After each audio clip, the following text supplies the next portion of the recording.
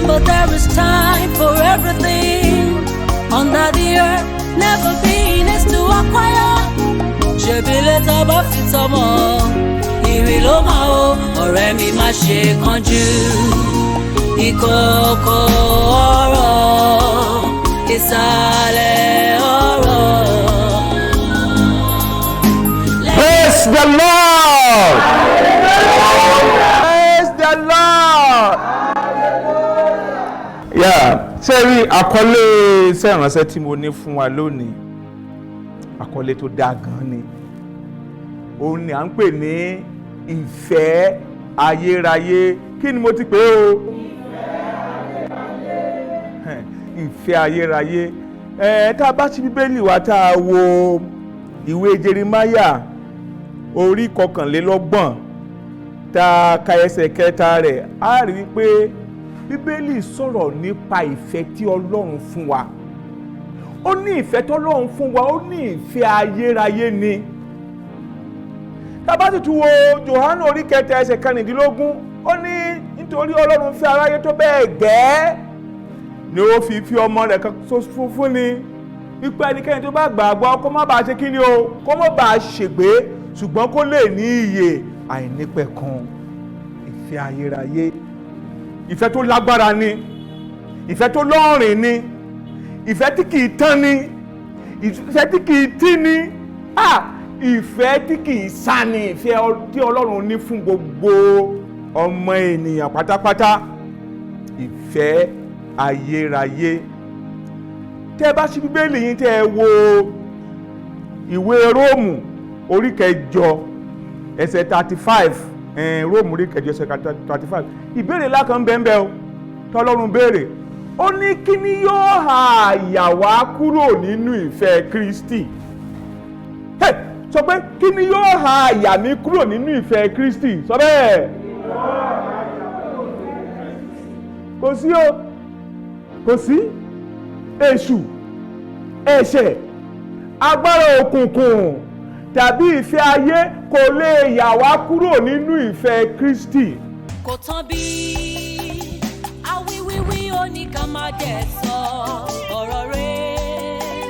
Àṣepé kan ò sí, àṣepamọ́ ló wà. Sáré tọ̀ Jésù wá kọ̀ọ̀kan rẹ̀ lè là. Ọ̀nà mìíràn ò sí àfi Jésù ọba. Fẹsẹ̀ sílẹ̀ ọ̀rẹ́ ọ̀rọ̀ títọ́ ń bẹ lọ́dọ̀ Jésù. Kò tán bí awíwíwí ó ní ká má dẹ̀ sọ ọ̀rọ̀ rẹ̀. Àṣepé kan ò sí, àṣepamọ́ ló wà. Sáré tọ̀ Jésù wá kọ̀ọ̀kan rẹ̀ lè là. Ọ̀nà mìíràn ò sí àfi Jésù ọba.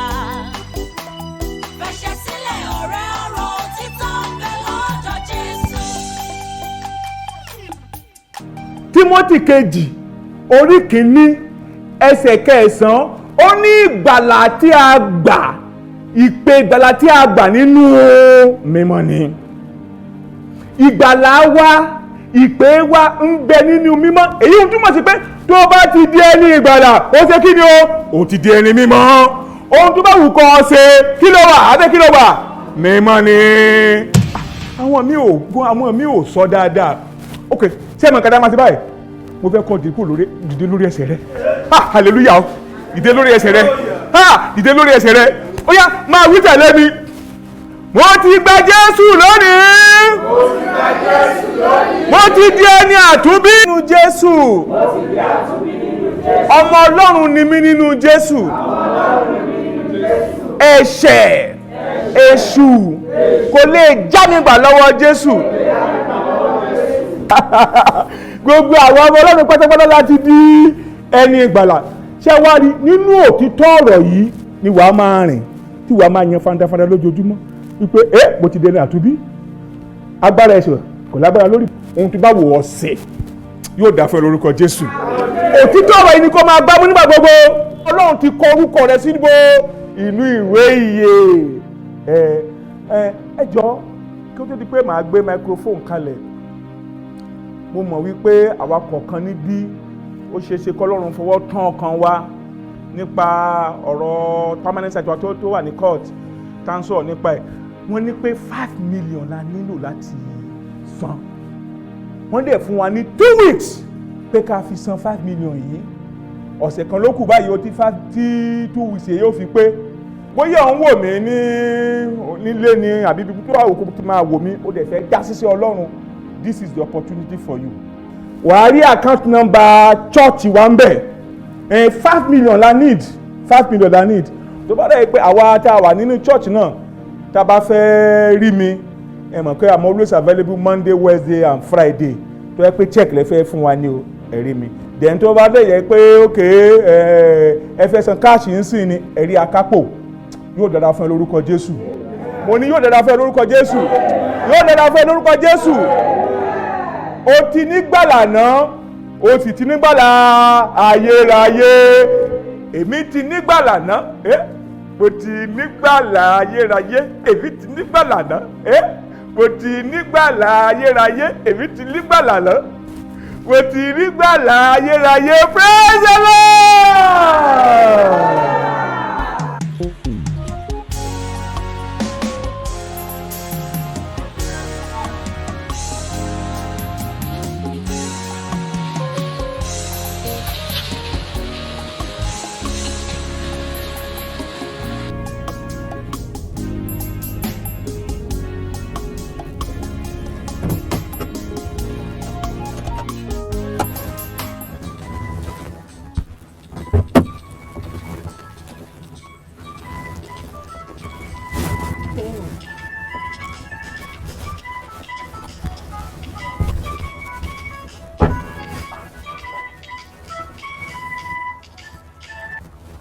Hello? Hello, sir.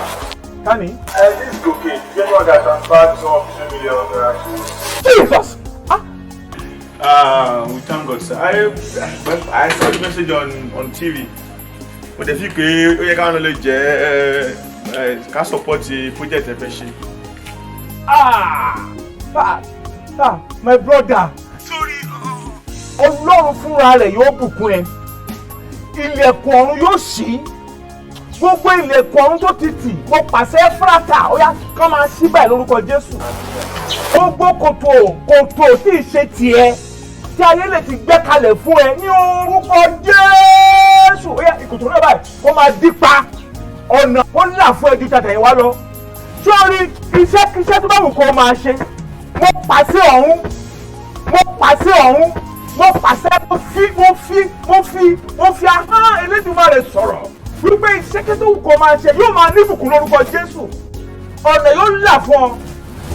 $3 million. Okay, sir. Táwọn ọmọ wájú báyìí lọ, we still do more.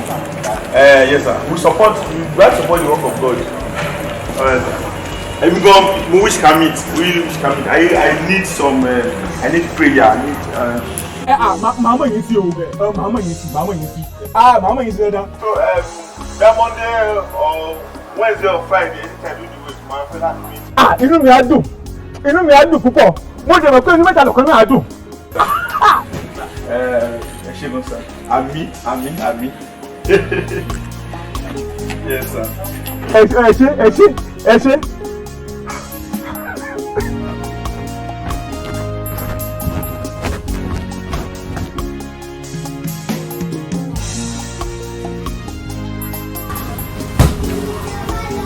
Sweetheart. Alágbára lọ́lọ́. Alágbára ni Ọlọ́run. Ọlọ́run ṣiṣẹ́ àrà lónìí. A wonderful day. Ìjọ mo ní pé máa tí mo sọ yẹn. Tí mo ní pé ó transfer $3 million sí àkáǹtì church. Má yẹ wá lóde o. O fojú náà o. Lóòótọ́ ẹ rí physically. O wá sí ọ́fíìsì mi lónìí. For counseling. Is the one inú mi dùn. $3 million naira ó sì yọjú pọ̀ mà ló sẹ́ndẹ̀ sínú àkáǹtì church báyìí. Ẹ dẹ̀ sọ fọkùnrin yóò tí ì wá church wa rí. Pé ó kàn gbọ́ wàásù yín lórí television. Church wá rí. Ó ní ó sì lòun kàn ra sí tv o pàtó máa ti tẹlifíṣàn lòun wá rí mi ń bẹ̀ o bí mo ṣe ń preach ó ní lòun á dùn ó lọ́kàn balẹ̀ ó lòun á dísẹ́ pé òun máa ràn wá lọ́wọ́ sọ̀rọ̀ pé a make announcement káwọn tó bá fẹ́ ran church lọ́wọ́. 3 million naira. ó lòun máa ràn wá lọ́wọ́ ó wá yọjú fún rẹ̀ gangan pé àdéhùnbídé ńkọ́ òun máa di mẹ́mbà church wa. 3 million naira owó yìí pọ̀ o. kò pọ̀. owó yìí pọ̀ o. wọ́n ní kò pọ̀ yóò mọjọ́ tá a ti ń gbàdúrà tá a ń gbàwẹ̀ tá a ń gbàràdà tá a ń ṣe gbogbo ẹ̀ bí kọ́lọ́run dáhùn àdúrà lórí owó tá a wá tọ́lọ́ bá fẹ́ ṣiṣẹ́ ìyanu ẹ̀ bó ṣe máa ń ṣe nìyẹn surprise ọlọ́run máa ń gbé wá. lẹ́ni tí ò tí ì wárí tí ò mọ̀ wárí tí ò mọ chọ́ọ̀chì wárí.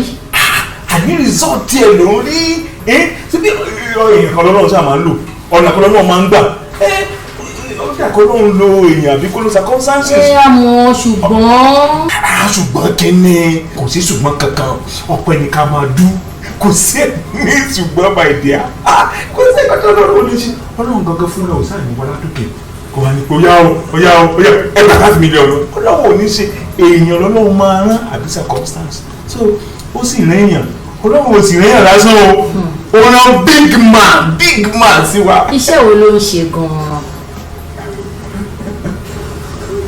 ó ní pé òun ni MD Go Park supermarket that popular supermarket ibẹ̀ ló ti ń ṣe Go Park supermarket eléyìí ta MD Go Park wẹ́ ó jẹ́ pé kò ń ṣe àlejò pátápátá nìyẹn kò ń ṣàlejò gbogbo ọlámọ Go Park. kí wàá ní nǹkan tí a máa wọ́n jẹ lálẹ́ yìí. ó yẹ kẹ́ trust favourite food ní ni mo sè. iyán ọbẹ̀ ẹ̀fọ́ pẹ̀lú panla ọ̀pẹ̀ máa láìpẹ́. Praise God. Sorry, the spirit of God is one. Ọlọ́run ti mọ̀ wípé a ti experience spiritual intervention. Orí ọ̀rọ̀ pé àwọn owó yìí ló fi sí ẹ lọ́kàn. ó ti mọ̀ pé máa láìpẹ́. Okay, so jẹ́ kí n lọ shower kí n padà wá báyìí. Great. Àwọn náà ti di pastor and pastor Mrs. multi-millionaire church.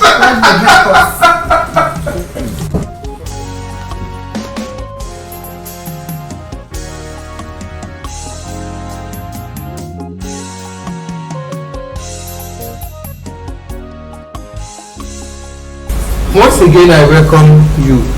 Welcome. Thank you, sir. Because you are first timer. Say you enjoy our service today. Really enjoy it.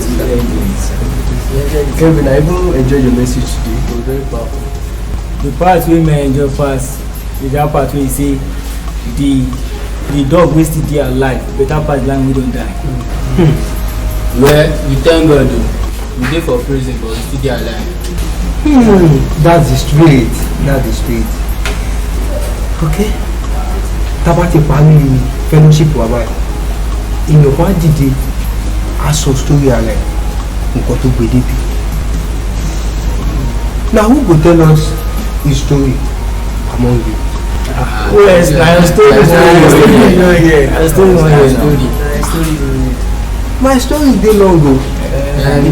No matter. Shey you sure say na my story you wan hear? Though I be university graduate. Me I be proper street boy. Na from university me I dey start to do mega business. Which one be major business? The thing wey we dey do to deceive oyibo women for internet say we go marry them, dem go send foreign currency to us, we go think different lie to tell them,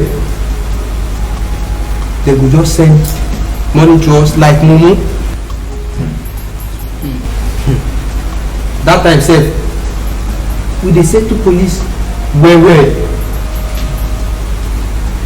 Police and some bank manager there's abuse. After some time, the Igbo people can't get wise. They need to send money again. But police can't threaten us. The police will collect money from us. When the business is bad, that time sef, me and my friend come go look for one papa to do sham for us. So that our client will pay money by force. That one na Omega Plus. Omega Plus. But after some time, the sham no dey work again o. Ibẹ̀ lèmi àti àwọn ọ̀rẹ́ mi ti wá ronú pé ká tún padà lọ sọ́dọ̀ ọ̀dọ̀ bàbá to do money ritual for us. Money ritual? Yes. Na that one be Omega Plus Plus. Which one be Omega Plus Plus now? To use human blood.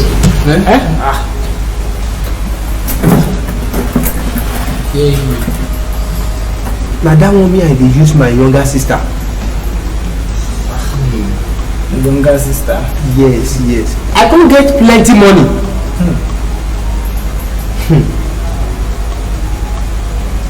Na there my papa come dey suspect me. Calvin, a gbọ́ pé o tún fẹ́ ra hòtẹ́ẹ̀lì ńlá kan ní GRA. Àìpẹ́ ìrora mọ́tò mẹ́ta ọ̀tọ̀ọ̀tọ̀. Iṣẹ́ wo ló tún ṣe tó tún yàtọ̀ sí internet business tó mú owó ńlá tó pọ̀ fún ọ? Daddy, modern business na dey so. Nígbà tó wà ní yunifásitì kò fi bẹ́ẹ̀ ṣe owó púpọ̀ lórí business nígbà yẹn. Ṣùgbọ́n sìn ó ti upgrade, owó tó pọ̀ ti ń jáde láti bẹ́ẹ̀. Owó yìí náà ló fi ń ra mọ́tò. owó yìí kan náà Kevin ló tún fẹ́ fi ra hòtẹ́ẹ̀lì. Ẹni sùúrù. Ṣé mi lè yáwó báǹkì ni? Àyàndá, ṣé wọ́n yáwó báǹkì ni? Tó bá yáwó báǹkì, at least èmi bá rẹ èdè dọkumẹ́ntì ò fi yáwó yẹn lọ́kùn mi. At least mo fẹ́ rí. Mi understand ni mo ọ̀rọ̀ yóò yé mi o. Ṣé ọmọ ìkéré ni mí ni? Lẹ́sẹ̀ sọ pé kí n lọ kó dọ́kúmẹ́ǹtì. Mo kéré jù èèyàn tó lè yáwó báǹkì ni kì í ṣe lọ kó dọ́kúmẹ́ǹtì mo fi yáwó wá fún yín ẹfẹ́ rí. Kí lẹ mí? Èmi ti rò pé nǹkan kan tó wà òkè kan lẹ́fẹ́ bá mi sọ. Mo ti plan tí mo ti ra ilẹ̀ tó tóbi fún yín. Àwọn èèyàn ti ń ṣiṣẹ́ lọ lórí ẹ̀. Pé kọ́ tiẹ̀ kọ́ ibì kan tó wà òkè kẹ́ kúrò nínú àhámọ́ tẹwà yìí. Kẹ́yìn náà kẹ́ live life tó wà òkè. Ẹ wá sọ pé my God. Kelvin mo lo tó ti rí owó tó tún fẹ́ fi ra hòtẹ́ẹ̀lì. Calvin, torí èmi àti ìyá ẹ̀ àwa ní báyẹn náwó rámọ̀tì rẹ o. Àìpẹ́ yìí là ń wá àbúrò ẹ̀ tó sọnù nílùú yìí ní nǹkan bí oṣù mẹ́ta sẹ́yìn. Òun ra lé, òun ra mọ́tò, ó tún fẹ́ hòtẹ́ẹ̀lì ńlá. Kevin bẹ́ẹ̀ ti rọrọ. Kílẹ̀ mí kí ni túmọ̀ gbogbo ilé ìtẹ̀sọ̀ yìí sí?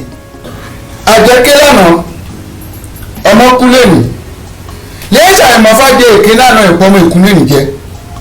Kevin, tó o bá mọ nǹkan kan nípa ọ̀rọ̀ àbúrò ẹ̀ tá à ń wá yìí ó máa lẹ́yìn o. Ọ̀rọ̀ yìí méjèèjì kò wá fẹ́ yé mi mọ́. Okay. Mo mọ̀ láti kékeré ni mo ti mọ̀. Mo kàn try ní pé bóyá máa yàtọ̀ ní mi mọ̀ pé the same thing yẹn náà ló ṣì wà bẹ́ẹ̀. Mo mọ̀ pé àti kékeré lẹ́ẹ̀tì láìkì mi ní gbogbo nǹkan tí mo ṣe mi ò ti dá lójú yín. That is why tí mo ṣe ń ṣe nǹkan tó da tó yẹ kẹ́ support mi tó jẹ́ pé nǹkan ẹ̀mí nǹkan ọ̀tọ̀ lẹ́ bá mi sọ. Tó bá yẹ pé wọ́n ti sọ fún yín pé ẹ lè jẹun ọmọ àtẹ̀yìn àtìyàwó yín ọmọ yín náà. Kevin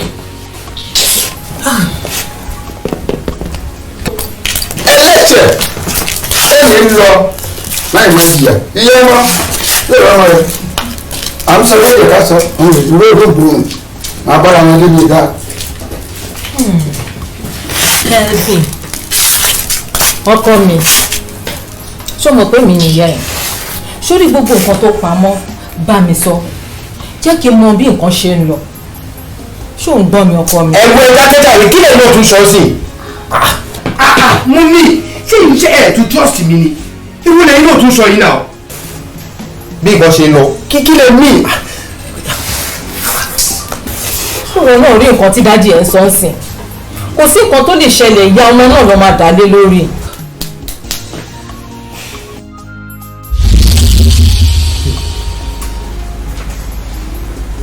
Did you read the word of my father could come to pass? Na like magic. I get one friend wey dey patronize my hotel well well. One day, he call me from America. Say he will send one of his boys to drop one briefcase with me. Make I keep am well. Because na foreign currency dey inside.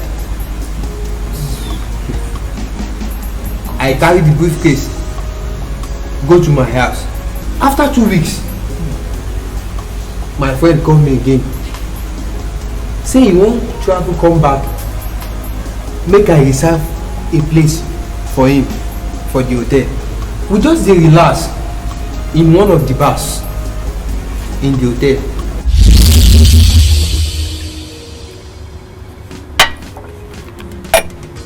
My guy, I don't like the suspense wey you give me. Break this suspense for me. Chill now, chill.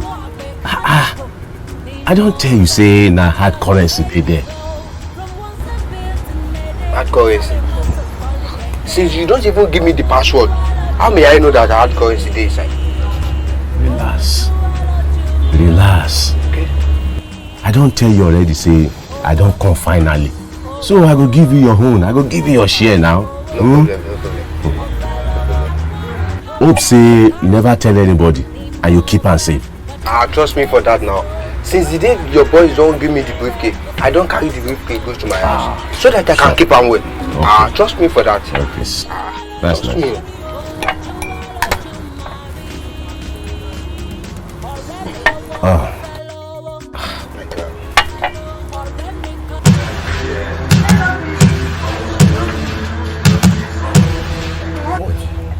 Let's be fast with this, you understand? No problem. I trust you. How is business now? This business is going on.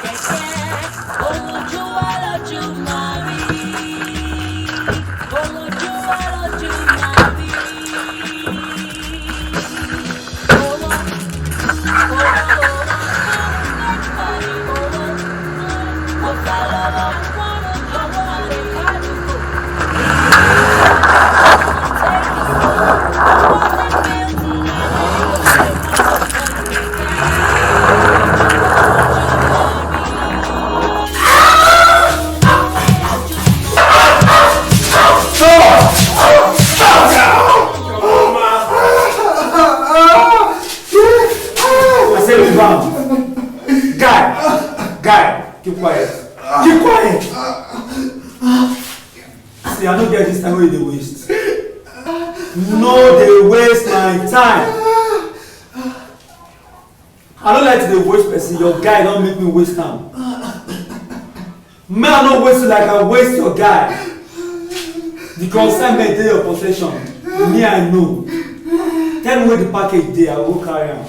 Where our bag? Where our package? I don't know anything about any consignment. Package wey dey your possession, where e dey, make me go carry am. I don't know anything about any consignment. You are.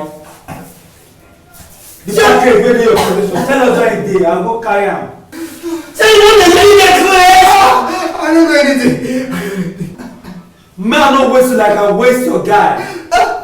You want man waste you? No. The consignment dey your possession. Me, I know. Tell me where the package dey, I go carry am. Our bag! Which package is that? They must be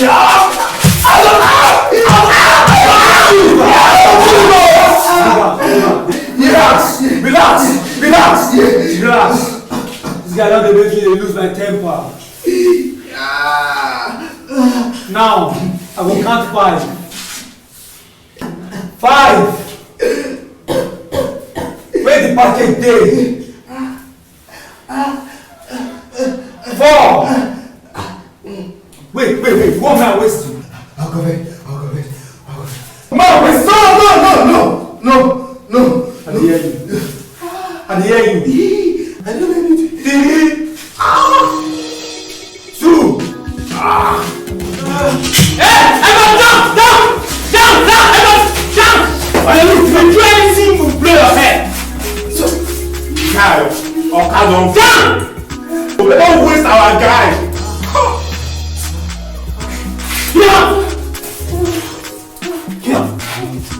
Get up! No. Let's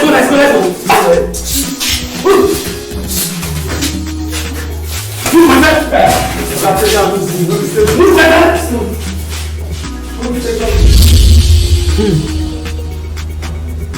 Now for police station, I come here say my friend na drug bingo.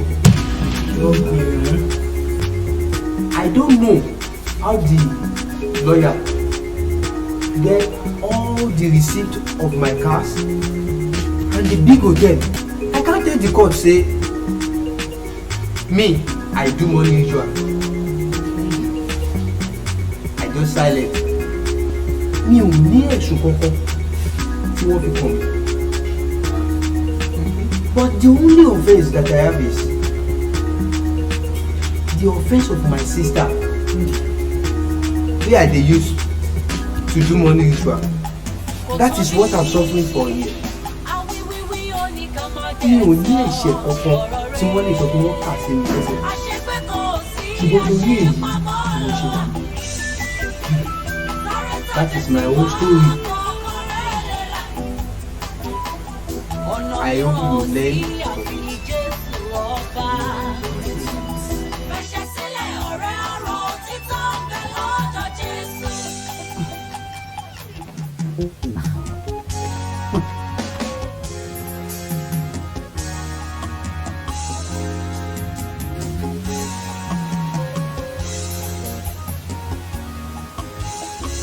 Yeah.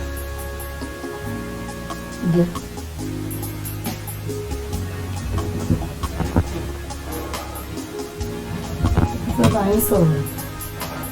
Ṣé kò sí? Àwọn owó àjèjì tó ń wọlé fún wa lẹ́nu ọjọ́ mẹ́ta yìí. Ọkàn mi ò balẹ̀. Owó àjèjì. Ọkàn mi ò balẹ̀. Owó àjèjì. Owó àjèjì bíi ti bá kí ló wò mí. Lóòótọ́, MD Gopak supermarket ní ọkùnrin ìpínlẹ̀. Ṣùgbọ́n kí èèyàn kan fún wa ní 6 million láàárín ọ̀sẹ̀ kan. Tẹ̀dẹ̀ sọ wípé èmi yìí ṣẹ̀ṣẹ̀ fayé ẹ̀ fún Jésù ni. Ẹ̀rù ń bà mí o.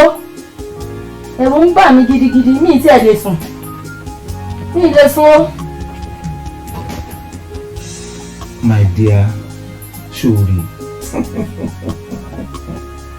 nǹkan tó ń bẹ̀rẹ̀ lọ́kàn jẹ́ yẹ ayọ̀ ló fi mi sórí nǹkan tó ń pè ní ìbẹ̀wò ọlọ́run ńlá nìyí great visitation ọlọ́run ló bẹ̀ wá wò àwọn nǹkan tó nígbà tí yóò máa wá ní àná tó gbé $3 million káàṣì ẹ̀ wá lánàá tó ní pé kí $2 million kó wà ní church pé káwa ní àmà fi $1 million ká máa fi gbádùn wá wò àdéhùn òdodo ìjọba nǹkan tó sọ ó ní gbòm gbádùn message tí mo give me last Sunday pé message yẹn ló gbọ̀ngàn my dear this is the Lord's doing and it is marvellous in my sight jẹ́ kó wà marvellous ní sight ìwọ náà. why cash $3 million cash a mọ̀ wípé ó ti kọ́kọ́ transfer $3 million ó tún wá fún ẹ̀yin ní ó fún church ní $2 million ó tún fún ẹ̀yin ní $1 million kéèyàn sì ní $3 million cash tó ń gbé káàkiri ní àkókò yìí ṣé ẹnìkan ń gbúrú owó bẹ́ẹ̀ sílé ẹnìkan ń gbúrú owó bẹ́ẹ̀ káàkiri lásìkò yìí ni.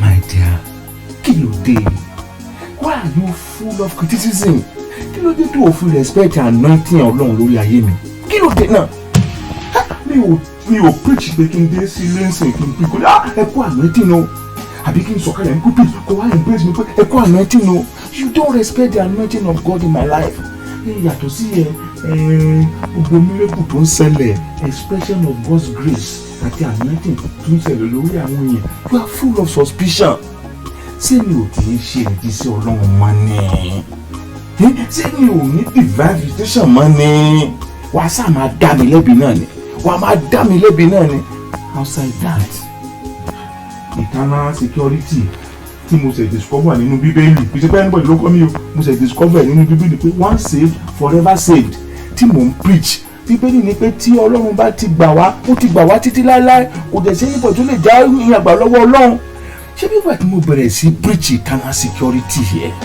tí wọ́n condemn tí wọ́n criticize tí wọ́n ní pé kò dáa ṣé bí gbà yẹn ní nǹkan bẹ̀rẹ̀ sí dáa fún wa ṣé eternal security message yìí gangan lọ́lọ́run lò láti free wa from financial embarrassment kí ló dé tó fi jẹ́ pé àṣìṣe mi ló sáà máa ń rí sá kí ló dé my dear kí ló dé. ẹ ti bínú nìyẹn o I'm very sorry dear sorry nǹkan tí mo kàn try láti ṣàlàyé ni wípé ṣe rí àgbàdo ìbéèrè mi dùn ṣùgbọ́n kò dára láti fi ṣòbí.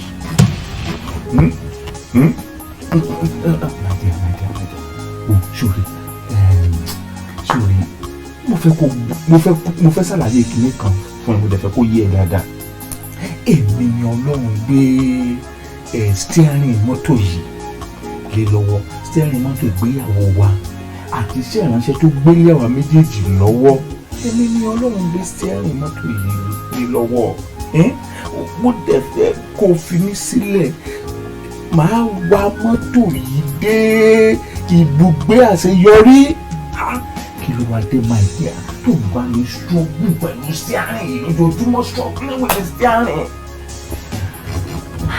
mi ì bá yín ju steering ọkọ̀ mọ́tò yìí rárá mo mọ̀ wípé ẹ̀yin lọ́kọ ẹ̀yin ló lórí mi ẹ̀yin sì ládarí mi pẹ̀lú mo nífẹ̀ẹ́ yín darling mo sì họ́nà yín o ṣùgbọ́n nǹkan tí mo ń sọ ni pé mọ́tò wa yìí ń sáré ju eré mọ́tò yìí ń pọ̀ jù.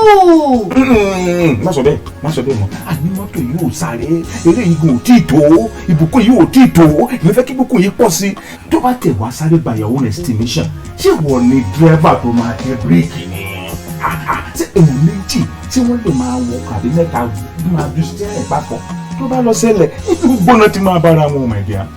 èmi kọ́ ni mo máa tẹ bíréèkì ọkọ̀ èmi kọ́ ni steering wà lọ́wọ́ ẹ̀ ṣùgbọ́n ìmọ̀ràn díẹ̀díẹ̀ tí àwọn tó bá wà nínú ọkọ̀ tí wọ́n bá ń fún awakọ̀ ó lè ran awakọ̀ lọ́wọ́ kí mọ́tò náà má bàa torí sígbó. bọ̀ tí ẹ̀yìn tó bá wò dáadọ́ tó kọjá ìmọ̀ràn o ti fẹ́ tó kó bá. rárá o lóòótọ́ ẹ̀yin lawakọ̀ ṣùgbọ́n tí accident bá ṣẹlẹ̀ God forbid àti àwa àti ìdílé wa àti iṣẹ́ ìránṣẹ́ wa lálẹ́ farapa ìyẹn tẹ́nikẹ́ni ò bá kú ìyẹn ni mo ṣe tètè ń pariwo torí mi ní dúró kó ṣẹlẹ̀ kí n tó sọ̀rọ̀ ní tìtorí náà ló ṣe jẹ́ wípé àwọn nǹkan kéékèèké tẹ̀yìn ò rí tèmi ń rí ni mo ṣe ń tọ́ka sí wọn. ọmọ ìdí accident ò lè ṣẹlẹ̀ o accident kan tó lè ṣẹlẹ̀ ṣé àwọn nǹkan tí ìwọ ń rí tèmi ò rí ní ọ̀rọ̀ 3 million naira cash tó sáà ń tẹnu mọ́ iná ni. 3 million naira cash 3 million naira cash lẹ́yìn tó ti transfer 3 million tẹ́lẹ̀tẹ́lẹ̀ 6 million naira láàrin ọ̀sẹ̀ kan díà owó yìí pọ̀ bẹ́ẹ̀ náà ló yí sì tó ní.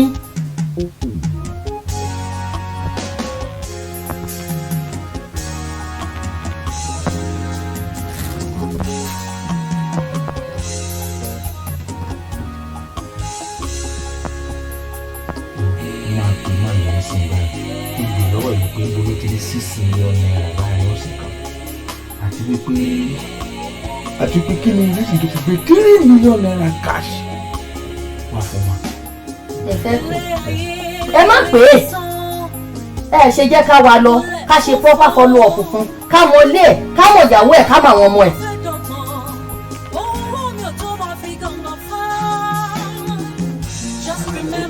ojú mi ti wá béèrè ilé ẹ̀ béèrè ilé ẹ̀ àwọn lẹ́sìn ìwọ̀n ẹ̀ tí ọlọ́run ṣe tó ń ṣe ọkọ̀ ojú mi ti jẹun. ìdánilẹ̀ ìdílé ilé ẹ̀ ó kẹwàá fún kánsẹ́lì kí lẹ wá jọ ń sọ ní kánsẹ́lì tẹ́ ẹ̀ fi rántí béèrè ilé ẹ̀ kẹ́tì ẹ̀ béèrè nípa ìyàwó àtàwọn ọmọ ẹ̀.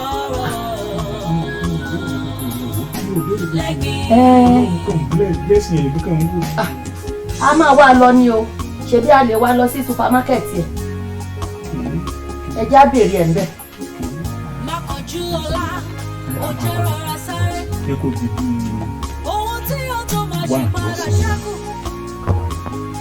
Thank you, Daddy. Ìyẹn náà dà ní satisfy with that. Tó bá di lọ́la. Lọ́lọ́run wà ìkòkò ọ̀rọ̀ ìsàlẹ̀ ọ̀rọ̀ lẹ́gbí.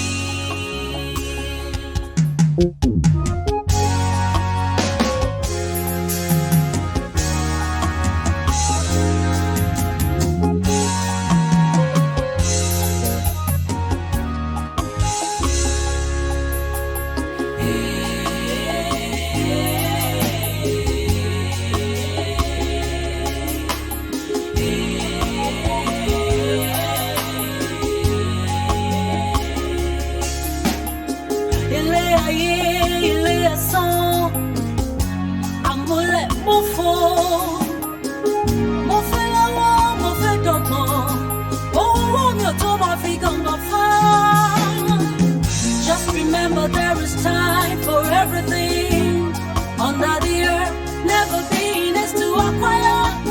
Ṣebílẹ̀ tó bá fi tọmọ, ìrì ló máa ó, ọ̀rẹ́ mi má ṣe kánjú. Ìkọ̀kọ̀ ọ̀rọ̀, ìsàlẹ̀ ọ̀rọ̀.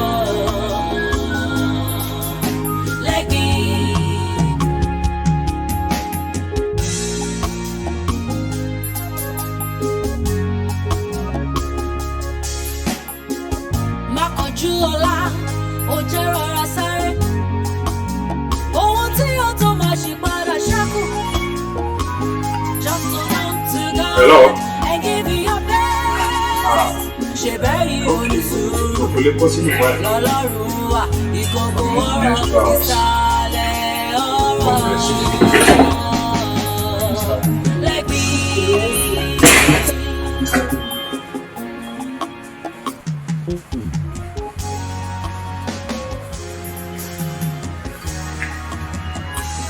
Hello. Because you know Iṣẹ́. Ẹ káàbọ̀ sí Copac supermarket. Section mo lè darí sí mọ́. Actually, ọ̀gá la fẹ́ rí. Okay. MD. Wọn ò sí ara ọ̀sán. Ṣé ọkọ̀ mi wà tí mo tún ṣe fún mi? Èmi ni pastor church and this is my wife. Mo ní ẹ̀ka sàn ẹ káàbọ̀ mọ́. Ṣé wọn ò tí ì dé ọ́fíìsì rárá lè mú? Wọn ò tí ì dé. Ṣé nǹkan mi wà tí mo tún lè ṣe fún mi? Okay. Báwo la wá ṣe fẹ́ lò? Okay. Confidential secretary wọn wà lára ọ̀dọ́. Wọ́n lè ràn yín lọ́wọ́ pẹ̀lú lọ́ba tí wọ́n lára ọ̀dọ́. Ẹ jẹ́ olúwo ní ọ́fíìsì confidential secretary wọn. Okay, sir. Just walk through this stairs, sir. Okay. Then turn left. Ẹ máa rí label lórí left. Thank you. Thank you. You're always welcome at the party office.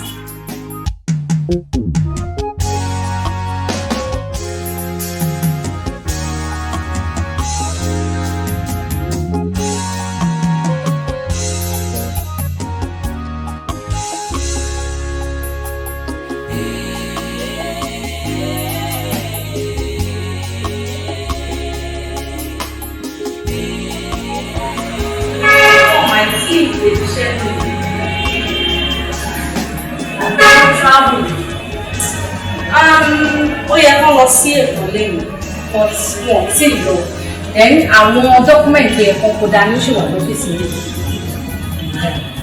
Yeah, but how la ṣe fẹ́ you have to see him. Oh, important, Kari. Very important. Báwo wá ni Bọ́lá ń gbé kan? Let's still live it. You can have your seat now. You can have your seat.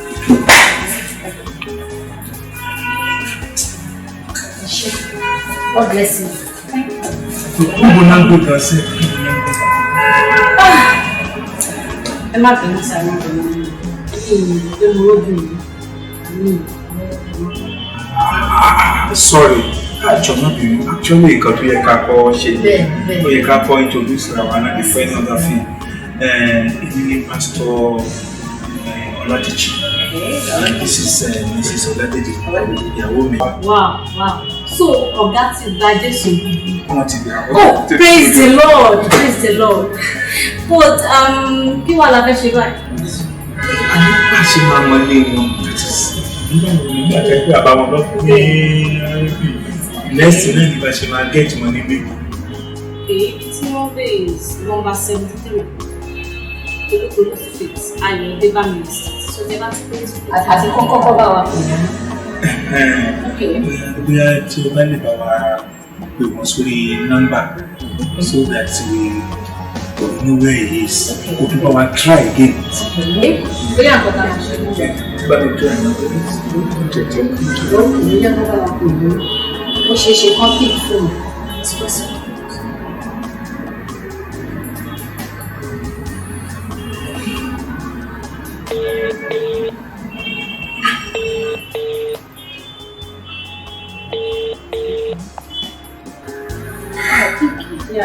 Àti àárọ̀ lẹ́yìn náà ti rí wọn ṣe tí ń try láti pè mí náà kéèkó tó mọ́ sí pé wọ́n sì jẹ́ bí káwọ́ kó wà wọn lórí.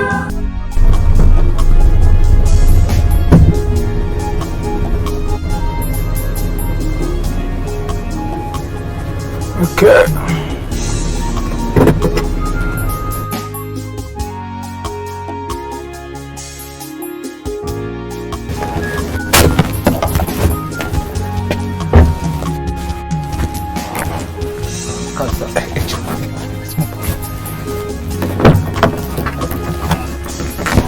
ṣé sà.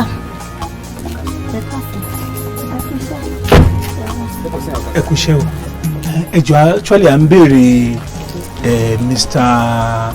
Gòkè managing director Bopa supermarket.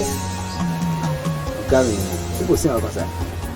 A fẹ́ lé wọn ni actually madam Mrs. Ọládèjì èmi dẹ̀ ni Reverend Ọládèjì wọ́n wá sí church wa. ìbọn mi ò tí ì rí wọn látàárọ̀ wọn tí ì jáde rárá látàárọ̀. ẹ̀yin ò dé lọ wò wọ́n. mi ò lọ wò wọ́n ẹni ibi iṣẹ́ tèmi lè ní wáyé ọ̀gá bá ní ìdílé bí lọ́ọ́ máa tètè mi àdìgbé kọ̀ wọ́n níbẹ̀. ẹ jọ wọn ò ti jáde lẹ́nu. wọn ò tí ì jáde rárá. a fẹ́ rí wọn ní sẹ́yà lè wọlé. ẹ lè wọlé sá bóyá kẹjẹ nǹkan lórí fóònù ẹjẹ nǹkan ẹ máa wọlé.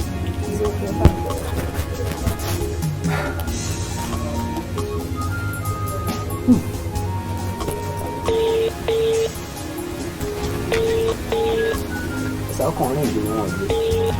ìgbà wo ni wọ́n dé sílé lálẹ́ àná. actually ilẹ̀ ṣú díẹ̀ wọ́n tó wọlé lánàá nǹkan bíi aago 11 kọjá lánàá lọ́dẹ. ẹ sì tí ì rí wọn lónìí. mi ò tí ì rí wọn sá. ẹ jọ is there no other way apart from this frontage téèyàn lè gbà jáde. kò sí gbòmí ìfẹ́ lè gbà jáde yàtọ̀ sí ìgbà ó dá mi lójú pọ̀ gáwà nílé. ṣé wọ́n máa ń pẹ́ tó bẹ́ẹ̀ yẹn kán tó jáde nílé láàárọ̀? aṣọ ìtọ́ bá bíìsì lẹ́ẹ̀kọ̀ọ̀kan wọ́n máa ń pẹ́ lẹ́ẹ̀kọ̀ọ̀kan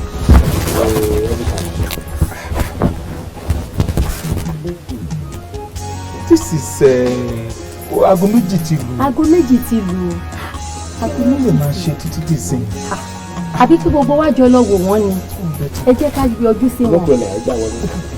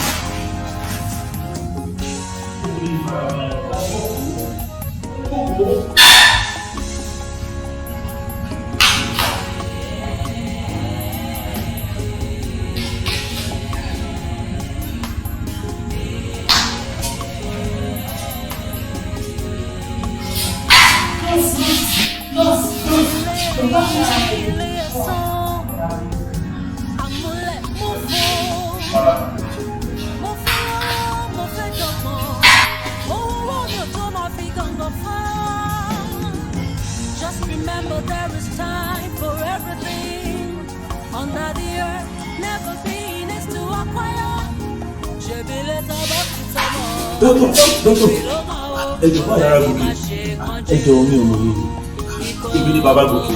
ok mọ́ mi ẹ̀ ok ẹ mọ̀ nǹkan tó ṣẹlẹ̀ má tẹ̀lé mi lọ sọ́fíìsì sí àlẹ́ ṣàlàyé.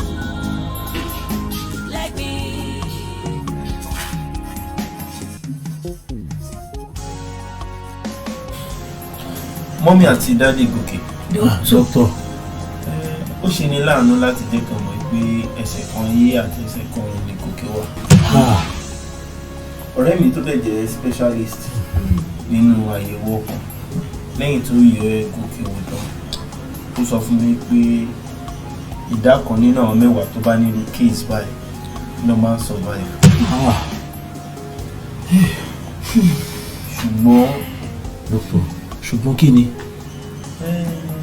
ṣẹ́rí àwọn oníṣègùn òyìnbó a máa ń gbìyànjú tòótọ́ ṣùgbọ́n ọlọ́run nìkan ló máa ń ṣe ìwòsàn pátápátá. ọlọ́run àbí kí lẹ wí. bẹ́ẹ̀ ẹ bá lè gbàdúrà dáadáa ó ṣeé ṣe kọ́lọ́run dá sí ọ̀rọ̀ gòkè. wọ́n tiẹ̀ sọ pé pásítọ̀ tó lọ gbàdúrà fún ilé òun náà ti dá láìsàn báyìí wọ́n ní kò tiẹ̀ lè sọ̀rọ̀ rárá bẹ́ẹ̀ ni wọ́n ní nǹkan kan wà nínú ilé ẹ̀ tó ń dojúkọ ẹnikẹ́ni tó bá lọ gbàdúrà fún. nǹkan kan wà ní kí ni nǹkan náà. àwa náà mọ̀ o ṣùgbọ́n nǹkan tá a mọ̀ ni wípé wọ́n ní kinní yẹn wà nínú wardrobe. well anyway nǹkan tẹ̀mí fẹ́ sọ fún yín ni pé ní kòríta tàdé ìgbàlà ẹ̀yin ìbí ẹ̀ ló ṣe pàtàkì jù báyìí torí pé ọlọ́run kan wà lókè tó máa ń sọ ohun búburú tó máa ń sọ di rere ìgbà kan òkú ọjọ́ 4 ó jí ìdìde mo dẹ̀ ní ìdánilójú pé ọlọ́run yìí náà ó lè dá sí ọ̀rọ̀ gòkè ṣùgbọ́n tá bá lè gbàdúrà ní ó ní ó gbà wá láti mọ ọlọ́run tá a bá mọ ọlọ́run lè dá sí ìṣòro so mi ò mọ̀ bóyá ẹ ti fàyè yín fún Jésù torí yẹn gangan ọwọ́ yín nìyẹn wá wá bá.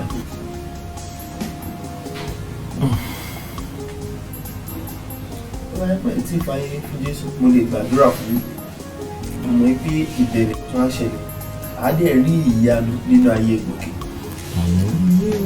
ṣé kí n gbàdúrà fún yín tó bá pẹ́ fẹ́ fàyè yín fún Jésù báyìí. ọ̀pọ̀ àti ṣe tán àfi kí ló tún kù.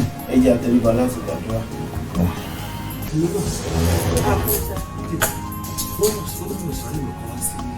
hospital yóò bí báyìí lọ sí mo lè yọjú sí. Mr. Òkè Abọ́dúndé. wà lójú bí ẹ.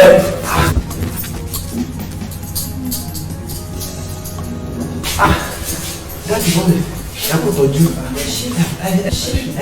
orúkọ tèmi ni Emmanuel Lucina ìkan lára ọ̀gá àwọn tó ń bójútó àwọn ẹlẹ́wọ̀n mi mo pàdé Gòkè nígbà tó máa ń wo ọ̀rẹ́ tó ń jẹ́ Kelvin ní ọgbà ẹ̀wọ̀n. ọ̀rẹ́ àti classmate ẹ̀ Kelvin jẹ́ ní yunifásitì. níbo ni Gòkè wà ṣé mo lè rí. ẹ lè rí sìn lórí ẹ̀ làwọn náà ṣe jókòó sí dókítà ní ká ṣe sùúrù díẹ̀ ó fi ń sinmi lọ́wọ́.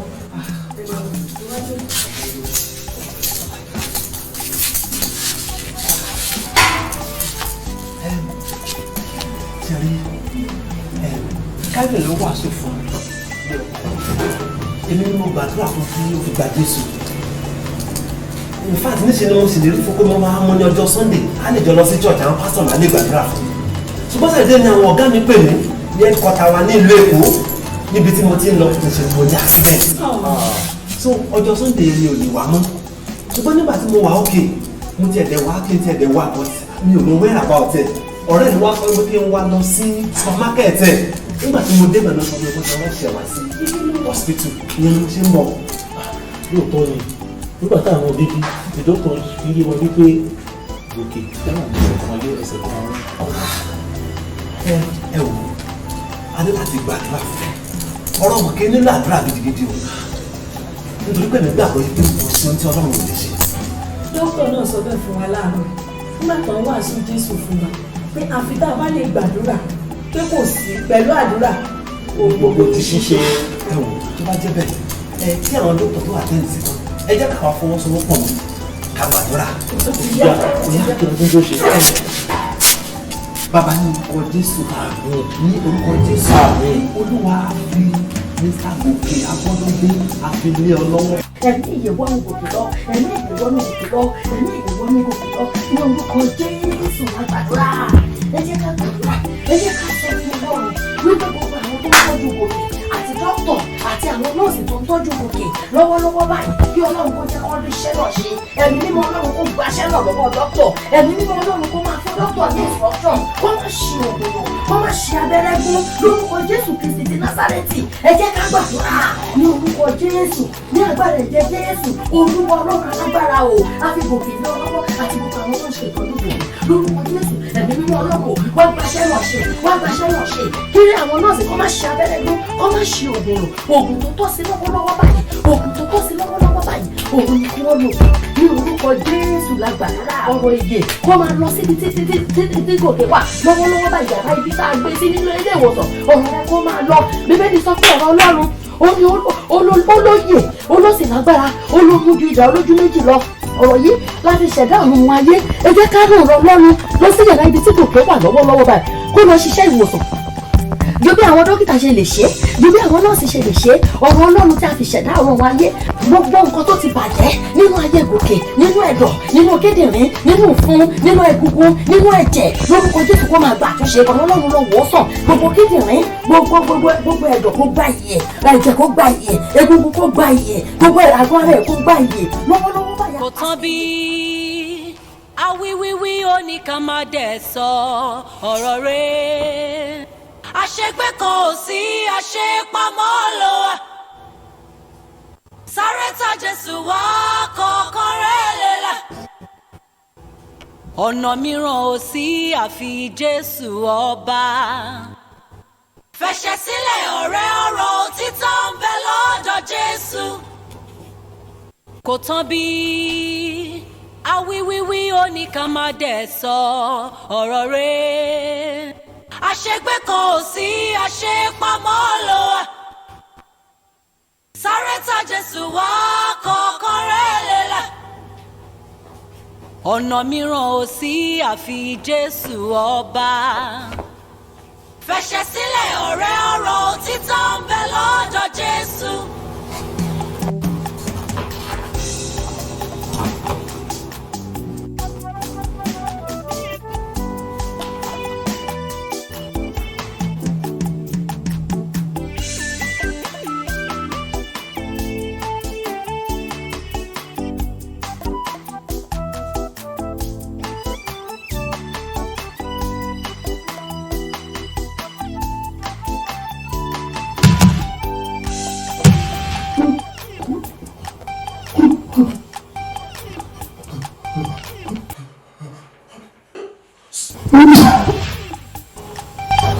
Mr. Gòkè.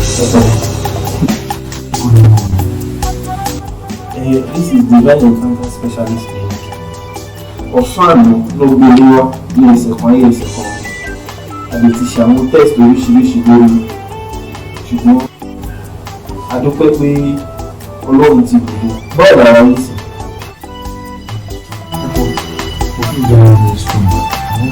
Very strong.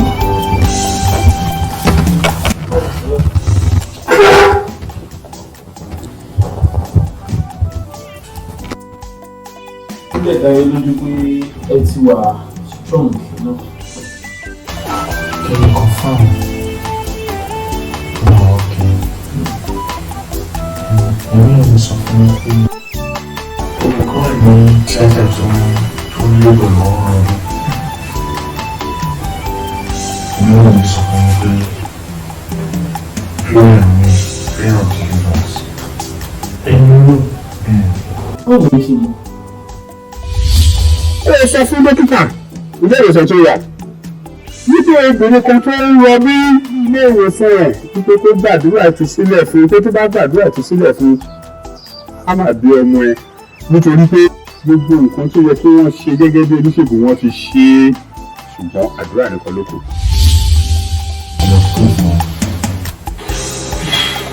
Nurse, lọ sí ìbẹ̀rẹ̀ ní àwọn kidney patients wa.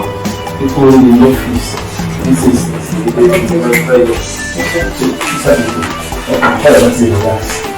Okay, guys, you can tell your face. This is what to praise God. Ọlọ́run jẹ́ olóòtítọ́. Okay, báwo la rẹ báyìí? I feel very okay. In fact, ó yẹ mi gan lẹ́nu. Mi wà òkè gan. Mr. Goke. Ẹ wo, ẹ má bínú kí mi lè wá mú ní ọjọ́ Sunday tí mo promise yẹn. Ọ̀gá ọ̀dọ̀ ìbínú kẹ̀. Ìmọ̀lẹ́ náà sọ fún mi. Ó sọ pé ẹ wà involved in accident. In fact, gbogbo àtàwà fi ń wà ní ẹ̀ẹ́dáàrí ẹgbẹ́ wa conscious ìjọ wa. Bẹ́ẹ̀ni, but bẹ́ẹ̀ni. Èmi ọlọ́bẹ̀ẹ́ni.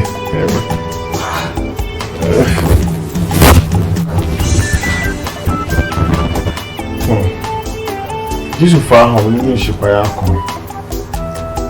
Ìṣípayá kẹ̀? Ìṣípayá wò ni?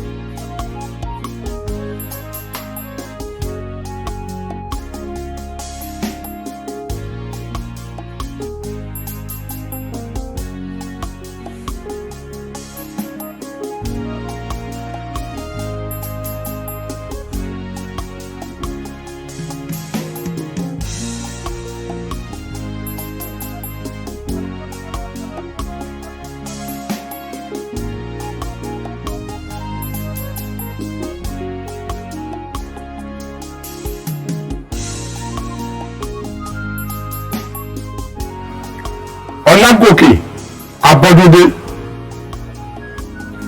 má bẹ̀rù, èmi ni Olúwa àti ẹlẹ́dàá rẹ̀. Ìgbàlà ọkàn rẹ ó jọ mí lójú, ó dẹ̀ jẹ mí lógún. Ìdí nìyẹn tí mo fi gbé ọ̀nà ìgbàlà ọkàn rẹ gbà bó ṣe rí ẹ. Bákan náà ẹ̀wẹ̀, mo ní iṣẹ́ ìránṣẹ́ pàtàkì fún ọ láti ṣe. Iṣẹ́ ìránṣẹ́? Bẹ́ẹ̀ ni. Iṣẹ́ ìránṣẹ́ wo? Iṣẹ́ ìránṣẹ́ láti jèrè ọkàn, láti gba ọkàn àwọn ọmọ àwọn ọ̀dọ́ gẹ́gẹ́ bíi tirẹ̀, láti gba ọkàn wọn là. Kí a tó bí ọ ni mo fi mọ̀ ọ́. Nígbà tí o wà nínú oyún ni mo ti yàn ọ́ gẹ́gẹ́ bí wòlíì fún àwọn orílẹ̀-èdè. Bí ó tilẹ̀ jẹ́ pé ọ̀pọ̀lọpọ̀ àwọn ẹ̀mí òkùnkùn wọ́n jagunjagun lórí ìgbésí ayé rẹ kó má bàa di àtúndí. Tí o bá rí ẹ̀mí kan tí mo fi hàn, ẹ̀mí yẹn ó ń jagun sí àwọn ọmọ tuntun kó má bàa wá sáyé. Bí ọ̀rọ̀ ìwọ náà ṣe rí nìyẹn. Àwọn agbára kòkò wọ́n ti ń gbógun kó má bàa di àtúnbí. Ṣùgbọ́n àwọn àyànfẹ́ wọ́n gbé ẹ̀bẹ̀ àdúrà sókè.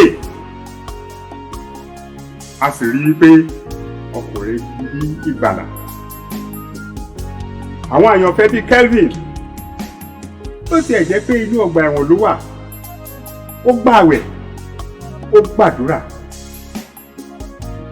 Àwọn àyànfẹ́ bíi Abigail Adefala, confidential secretary tó wà lọ́fíìsì ẹ̀.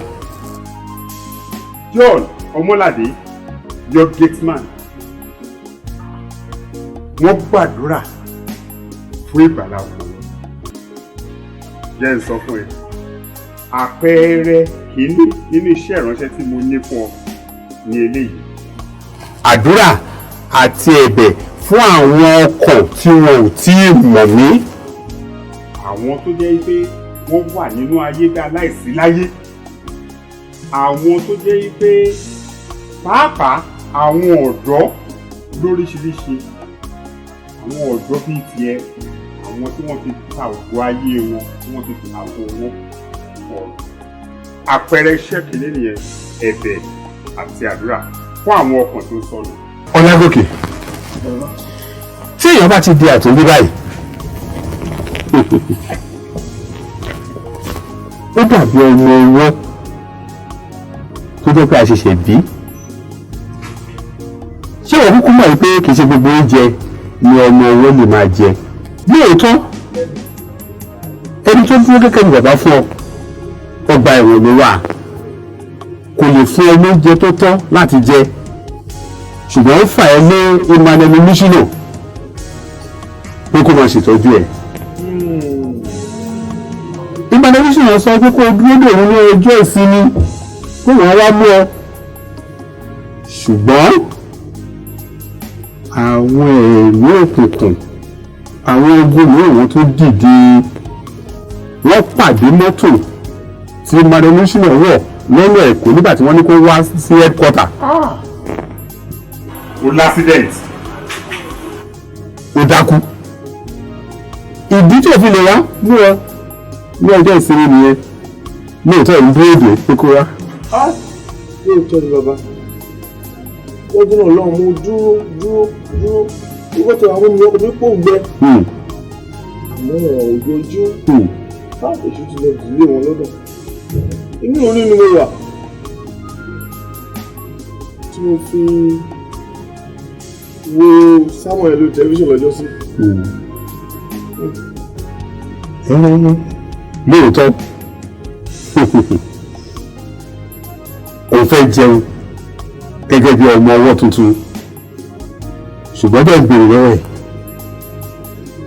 ẹ̀ ọmọ òòjọ́ o ló máa lóun fẹ́ máa wá oúnjẹ tóun máa jẹ káàkiri fúnra ra o.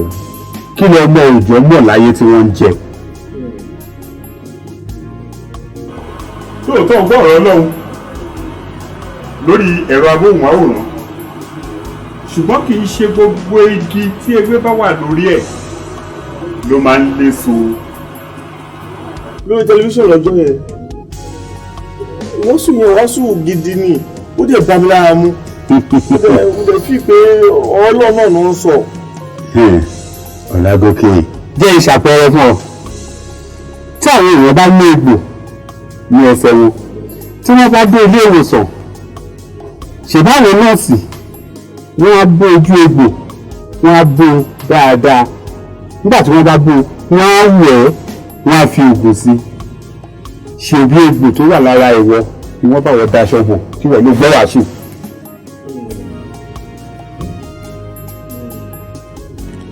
Nǹkan kan wà tí wọ́n ń pè ní òkú iṣẹ́ fún ẹnikẹ́ni tó bá ẹ̀ṣẹ̀ gbàgbọ́. Èyí ni àwọn nǹkan tí ẹni tó ṣẹ̀ṣẹ̀ gbàgbọ́ yẹn tó ti ń ṣe tẹ́lẹ̀ tí ò bá ìlànà Ọlọ́run lọ. Gẹ́gẹ́ bí ìwé Hébérù orí 6 ẹsẹ̀ 1 ṣe sọ. Òkú iṣẹ́ òun ni tún padà sínú ẹ̀, ó wá mú owó èṣù, owó àwọn ẹ̀mí èṣù, owó táwọn ẹ̀mí èṣù ń gbé wá, ó gbé wọn wá sí ilé ìjọsìn, ó gbé wọn wá sórí pẹpẹ ẹ̀mí, ó bà pẹpẹ ẹ̀mí jẹ́. Ọlágòkè. Bà pẹpẹ jẹ́. Bẹ́ẹ̀ni. Kí ni wọ́n sọ fún mi pé owó tí ò bá mọ́ pé a máa ń fọ̀ wọ́n dry clean ẹ̀. Mo rò pé owó bẹ́ẹ̀ tó bá di church ó yẹ kí Ọlọ́run lè fọ̀ mọ́ ó lè dòwe tó mọ́. Nínú ìwé Málákì orí 1 ẹsẹ̀ 14, inú àwọn tó bá mú owó bẹ́ẹ̀ sí orí pẹpẹ ẹ̀mí, ègún ni wọ́n máa ń gbà. Ègún? Kí ló dé bàbá? Jẹ́ ń sọ fún ọ, àwọn ìrànlọ́wọ́ kan wà tó jẹ́ ìrànlọ́wọ́ tí ó tọ́. Ṣebí ìjọ nílò ìrànlọ́wọ́ á di ràn wọ́n lọ́wọ́. Ọlágòkè, ní ayé ìgbàanì ọkùnrin kan wà tí a ń pè ní Musa. Báwo náà ṣe ní kó ràn mí lọ́wọ́ nìyẹn, ṣùgbọ́n mo ráwọn áńgẹ́lì mi sí pé kí wọ́n gbé pa. Wọ́n lù pa. Bẹ́ẹ̀ni. Wọ́n lù pa. Bẹ́ẹ̀ni. ṣebí ìdí táwọn ẹ̀mí òkùnkùn gan fi rí wọn náà gbé sọ́lẹ̀ nìyẹn. àwọn ẹ̀mí òkùnkùn fẹ́ pa ọ́ tí ò bá ṣe orí ọ̀fẹ́ àti pé mo mú iṣẹ́ ìránṣẹ́ fún ẹ. àpẹẹrẹ kejì nínú iṣẹ́ ìránṣẹ́ tí mo ní fún ọ nìyẹn. àpẹẹrẹ yẹn dẹ̀ ni wípé ẹnikẹ́ni tí ó bá gbà mí gbọ́ èkíní ó gbọ́dọ̀ kọ òkú iṣẹ́ sílẹ̀ àti owó ìdọ̀tí kí ẹni yẹn kí ó máa tẹ̀lé mi ní tòótọ́ kí o di ọmọlẹ́yìn mi ní tòótọ́. nígbà tí wọn náà bá wá di ẹni tó ń ṣiṣẹ́ ìránṣẹ́ fún mi ẹnikẹ́ni tó bá gbàgbọ́ ó gbọ́dọ̀ sọ di ọmọlẹ́yìn ní tòótọ́. Racing discipleship. ó yá fìdí jẹ́ àtẹ̀síwájú nítorí pé ó lè kó ìkan tí mo fẹ́ sọ fún ọ dídé tẹ̀lé mi. ọmọ mi àpẹẹrẹ iṣẹ́ ìránṣẹ́ tí mo ní fún ọ ìkẹta rántí pé mo ti sọ ìkíní mo ti sọ ìkejì ìkẹta ni mo fẹ́ ṣàlàyé yìí. nínú ìwé Júdà ẹsẹ̀ ìkẹta Bíbélì ṣàlàyé pé àwọn èèyàn kan ló máa kúrò nínú ìgbàgbọ́ tí a fi lé àwọn ènìyàn mímọ́ lọ́wọ́. ṣé o rí ọkùnrin tí o gbọ́ ìwàásù rẹ̀ lórí amóhùnmáwòrán ní ọjọ́ yẹn ó bẹ̀rẹ̀ ìrìn àjò ìgbàgbọ́ ó bẹ̀rẹ̀ dáadáa o. ṣùgbọ́n nígbà tí ó yà kúrò nínú ìgbàgbọ́ tí èmi ọmọ Ọlọ́run tí mo fi lé àwọn àyànfẹ́ lọ́wọ́. ó bẹ̀rẹ̀ ìwàásù ìgbàlódé. ó bẹ̀rẹ̀ ìwàásù wípé tí o bá ti di àtúnbí ọ̀kan ó ti di àtúnbí títí láéláé. ìdí nìyẹn tó fi jẹ́ wípé irú ìwàásù bẹ́ẹ̀ lóòótọ́ ìgbọ́ ó dùn mọ́ ọ ṣùgbọ́n ìwàásù yẹn ti kúrò nínú ìfẹ́ ti èmi tí mo ń gba ọkàn rẹ̀ là.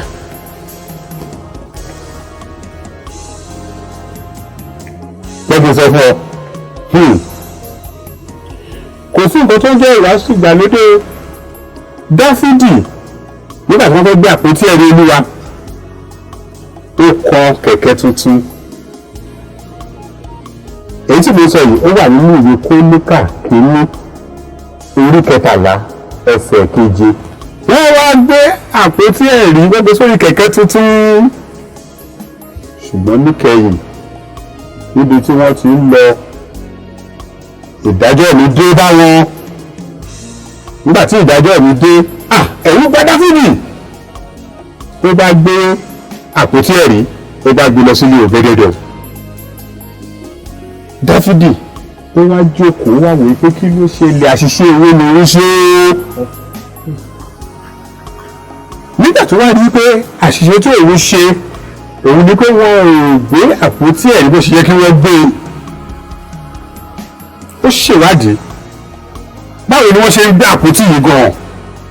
nígbà tó wá rí pé òun ò gbé bó ṣe yẹ kí wọ́n gbé e wọ́n ẹ̀ṣẹ̀ wá ṣe àtúnṣe. ọ̀pọ̀lọpọ̀ àwọn ìránṣẹ́ mi ní ayé òde òní ni wọ́n gbọ́dọ̀ kọ́kọ́ jókòó kí wọ́n wòó pé iṣẹ́ Olúwa tí àwọn ṣe bí wọ́n ṣe fi lé wọn lọ́wọ́ nìyẹn.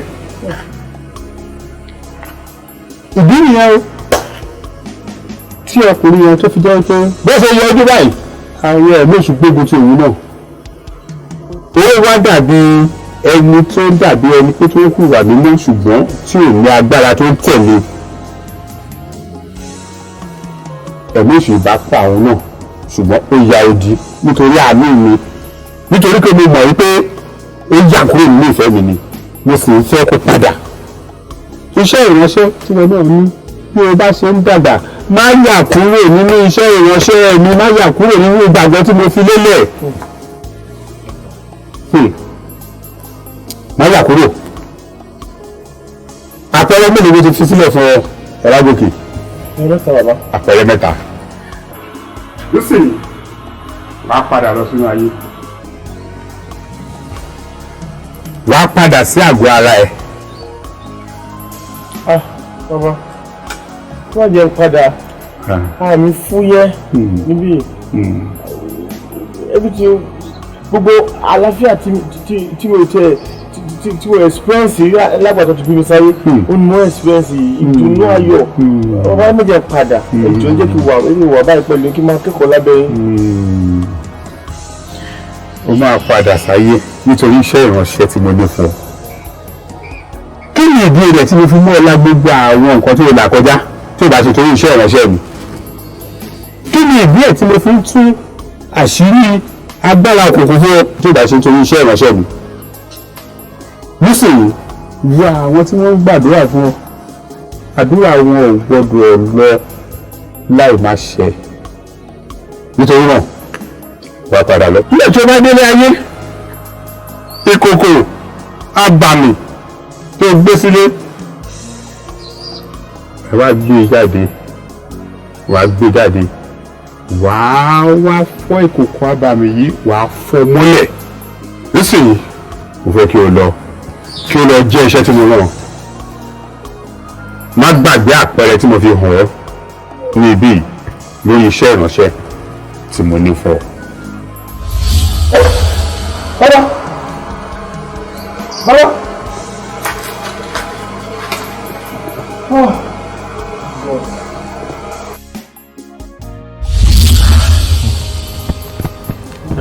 Ìṣípayá ńlá mà ní eléyìí tí Ọlọ́run fi rí yìí. Ọ̀gá wa náà kòkó tá à ń wé ó wà nínú wardrobe nínú yàrá mi. Kevin sọ nǹkan tó jọ bẹ́ẹ̀ fún mi nípa ìkòkò tí bàbá gbé fún yín. Àwọn náà mọ̀ nípa ẹ̀.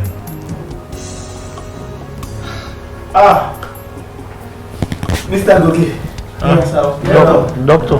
Ǹjẹ́ ìmọ̀ yìí pé obìnrin tẹ sọ fún mi pé Ọlọ́run fún wọ̀nyí nínú ìṣípayá pé ó rò bí ẹ pé kí n lọ gbàdúrà fún. Mo lè ṣe gbàdúrà fún gẹ́gẹ́ bí Ọlọ́run ṣe fi wọ̀nyí yẹn. Obìnrin ti bímọ. Wow, praise God. Praise God. Obìnrin ti bímọ. Doctor, we thank God o. Thank God. Ọlọ́run fi ọwọ́ agbára ẹ̀ hàn. Owó doctor, you have to discharge him today. Nítorí pé ìkòkò burúkú kan wà nínú yàrá mi tí mo gbọ́dọ̀ sún lé ní. A gbọ́dọ̀ sún lé ní. A gbọ́dọ̀ sún kòkò náà lé ní. I have to get home. Ẹ jọ̀ọ́. In fact, I will see to that. Ìkòkò dúró tẹ sọ yẹn náà, èmi náà fẹ́ mójú mi débẹ̀ kí n lọ gbàdúrà sí. Bọ́ẹ̀ jẹ́ kọ́kọ́ bá ìkejì mi sọ̀rọ̀. Àmọ́ appreciate your ká tó máa lọ. All right, doctor, ẹ ṣé gan wa appreciate you. Bẹ́ẹ̀ bí gòkè ká lè máa lọ lẹ́nu. Ó lọ lókun gòkè dáadáa. Olúwa ṣe. Ẹ jẹ́ àfi òògùn fún Ọlọ́run. Ẹ ṣé doctor. Ẹ jẹ́ kí méjèèjì máa lọ sí doctor.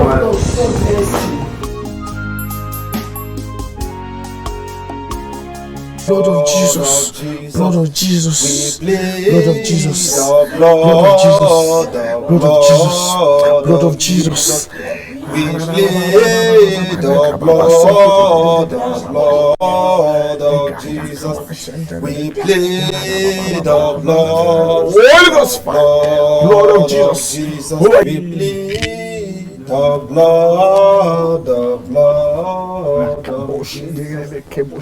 plead the blood of Jesus. Kí a sì gbé yín sókè ẹ̀yin lẹ́kùn yàrá máa bá a ṣe kékeré bó ṣe kékeré yàrá máa bó ṣe kékeré. The blood of Jesus, blood of Jesus, blood of Jesus, blood of Jesus, blood of Jesus, blood of Jesus, blood of Jesus, blood of Jesus. Ní orúkọ Jésù ni a gbàdúrà. Brother Gòkè, ó yá ẹ la ìkòkò yìí mọ́lẹ̀ ní orúkọ Jésù. Bàbá ṣèké dédé bọ́ ṣèké.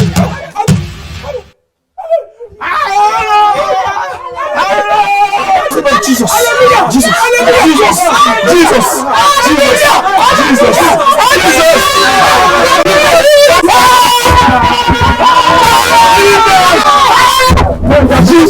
Jesus, Jesus,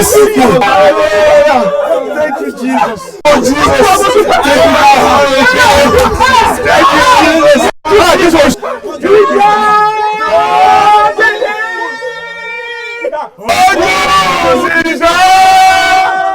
Olúwa jagun.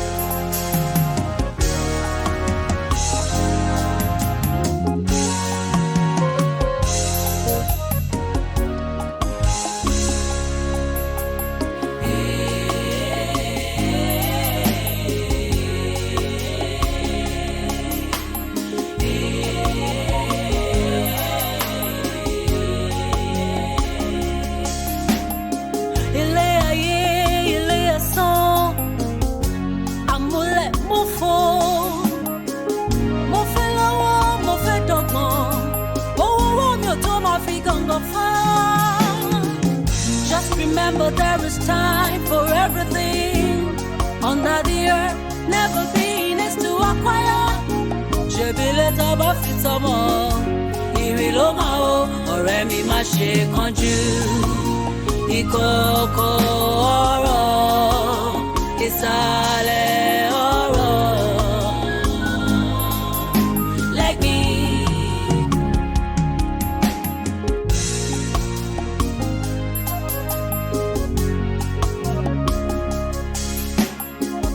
Má kánjú ọ̀la, ó jẹ́ rọra sáré.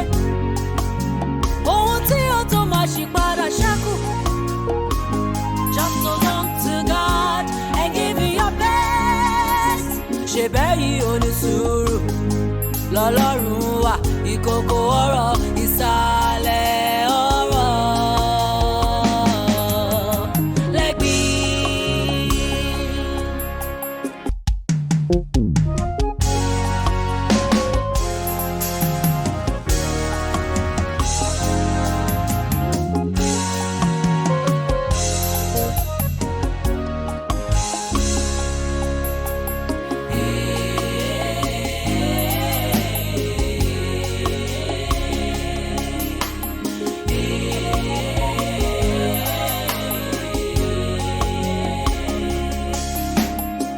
Ilé ayé, ilé ẹ̀san, àmúlẹ̀ mo fò. Mo fẹ́ lọ́wọ́, mo fẹ́ dọ́gbọ́n, owó mi ò tó máa fi gàngàn fà. Just remember there is time for everything under the earth. Never been is to acquire. Ṣebílẹ̀ tá bá fi tọmọ, ìrì ló